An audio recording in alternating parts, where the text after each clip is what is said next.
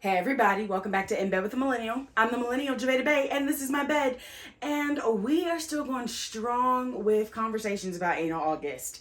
But today I want to shift gears a little bit, and instead of talking about a specific activity, I want to talk about safer sex practices around anal play, because this is not to scare you, but we all just need to be informed on how to engage in these activities in a safer way, especially with all the things happening around health in our world.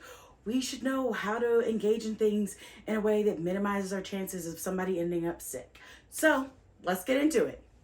First things first, why do we need to talk about safer sex practices? Because, contrary to popular belief, not everyone knows how to engage in all forms of sexual activity safely. So I want to make sure that you don't be like, well, I guess I'll just do whatever because I don't really know the best way to go about this. I don't want that for you. So I'm here to help you answer those questions. Also, because knowledge. We all should have the knowledge to make choices, informed choices. And how can you give informed consent to engaging in sexual activity if you don't understand the safer sex practices that your partner may be presenting or that you want to engage in? That's why we talk about this. So, what do we have to think about when it comes to safer sex practices and anal play? First things first, the anus is important to realize because unlike the penis and the vulva, there are a lot of different things that can happen if you engage with the anus or fecal matter in the wrong way. And the first one I want to bring up, because I feel like not a lot of people talk about it as a potential problem that could arise during anal play, is pink eye. Pink eye you can get from fecal matter getting in your eyes, and that can happen from directly somebody sitting on your face and they maybe didn't wash their butthole the best way possible, or even you played with their butt and then you immediately scratch your eyes. So many different ways, but pink eye is a possibility if you engage in anal play. And pink eye is also extremely contagious, so we should know about that. That's something that you should be aware of. Hey, making sure we did all the hygiene things that we needed to do to make sure no one's gonna leave and have pink eye. Also knowing hey, if I just put my fingers in somebody's butt, maybe I shouldn't go scratch my eyes. Don't do that. So yeah, pink eye is something you should probably consider when it comes to safer sex around anal play. Obviously, barrier methods use. So depending on the type of anal play you're participating in, there are a lot of different ways that you could use barrier methods. So if you are someone that is engaging in digital or finger or fisting when it comes to anal play, using latex gloves and finger cots are a great way to have a barrier method, especially if you have open cuts on your fingers. If you were making pasta salad and you sliced your finger a little bit, using latex gloves or finger cots is a great way to minimize the transference of any bacteria or germs that may be in the anus, to prevent you from getting an infection. But also in general, just a good barrier method to use if you're I don't want to really just go whole hand, bare hand in somebody's butthole. You don't have to. If you are engaging in oral anal play, dental dams are a great option. You can buy them directly made as a dental dam, but that is a little hard to come by. You can also turn condoms into dental dams, and I will share a video about that because so many people have created them later this week on social media, so be sure to look out for that.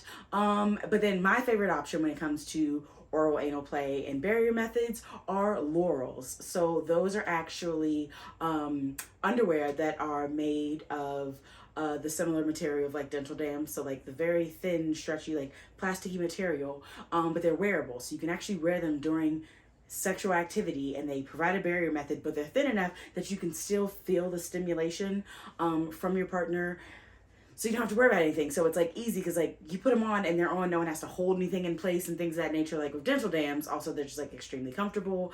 So Lorals, my favorite. That's my most recommended option if you're I want to get into anal play, but I want to keep some, I want a barrier method, but I don't know what to do. Lorals are the way to go. And if you want to order some, the link is down in this description, so you can go get yours today. And then you have actual penetrative anal play. So if you are actually penetrating with a penis or a phallic shaped sex toy like a dildo, using condoms is a great way to practice safer sex methods. And so using condoms is a great way because, one, it minimizes the chances of spreading or contracting STIs, because that's what condoms are used for. But also it minimizes the potential, if you did not douche deep enough or clear out well enough, condom is there to minimize the transference of anything, so that way no feces gets on the penis or a sex toy. Because also if you're using sex toys and then you're like, oh, okay, well we did that, now we're gonna switch over to the vulva, the vagina, and like insert it there, you don't want to transfer fecal matter. Also, like, rule of thumb, don't go from the anus to the vulva. You can go vulva to anus, but you cannot go anus to vulva, just to put that out there. But yeah, so a lot of different barrier methods for all the different types of sexual activity you can engage in with the anus. But it's important to obviously like talk about it with your partner. Be like, hey, so I know that we talked about it and we're gonna like eat each other's asses later tonight. Like, how are we feeling about this in terms of like barrier methods? Like, I know traditionally we use like condoms when we're engaging in other types of sexual activity together, but like, what do we want to do in this situation, in this area of sexual activity? Have that conversation with your partner. And then lastly, when it comes to safer sex methods, obviously your STI testing, staying up to date with that, and depending on how sexually active you are and the amount of partners you have, like, there are different recommendations. I always say like better to know than not know. So 3 to 6 months is always my recommendation, regardless of your relationship status, how many partners you have, anything of that nature. 3 to 6 months gives you peace of mind. It also keeps you up to date on what's happening in your body. Also, some STIs might not show up immediately, so it gives you that entire period for it to actually show up. So yeah, making sure you're getting your STI testing done. And depending on your doctor, you may need to actually ask for the full panel, because not every doctor is going to come out the gate and do everything. Some of them are just like, yeah, we'll give you STI testing, and they leave it at like chlamydia and gonorrhea, and that's it. No, you should ask them for the whole thing. And depending on where you go, some doctors actually may either swab you themselves or have you do your own swab of your anus to actually do STI testing that way. So yeah, just like get in the know about STIs and all the different forms of testing. But that is a major part of safer sex practices, because if you're like, hey, Javay, I hear you, like, yeah, all of this stuff is good, but like, I don't know, it just doesn't, I don't want that. I want the intimacy with my partner, and I don't want something in between that. I don't want to use barrier methods. Well, being mindful of your STI statuses is a great way to engage in safer sex activities without having to use barrier methods. All this is your choice though. Have a conversation with your partner, do your research, do what you feel comfortable with. I just want you to have all the information possible to make the best choice for you and your partner. And then lastly, another important safer sex method for anal play is lube. And you're probably like, Javay, how is that a safer sex method? Well, because the anus is not self-lubricating, it means that if you just engage in anal activity without any type of lubrication, it can cause like micro tears and fissures, which make you more susceptible, more likely, more open, more able to contract STIs. I can't pronounce the word, y'all. So using lube minimizes potential for fissures and micro tears. Also, like, anal training helps that as well. So make sure you have lube. Again, do not engage in anal play, especially anal penetrative play, without lube. The anus is not self-lubricating. No lube, no backdoor entry. That's the rule.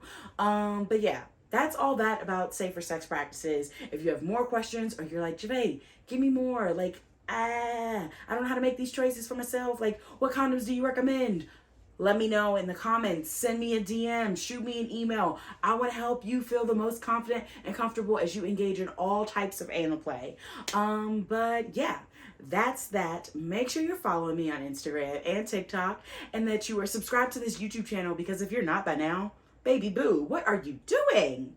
And definitely subscribe to my email newsletter, because, you know, why would you not want to be? Also, that's the best way to stay in contact with me, because I'm a sex educator, and it's very easy to get kicked off of social media platforms these days. So make sure you subscribe. Could you try again?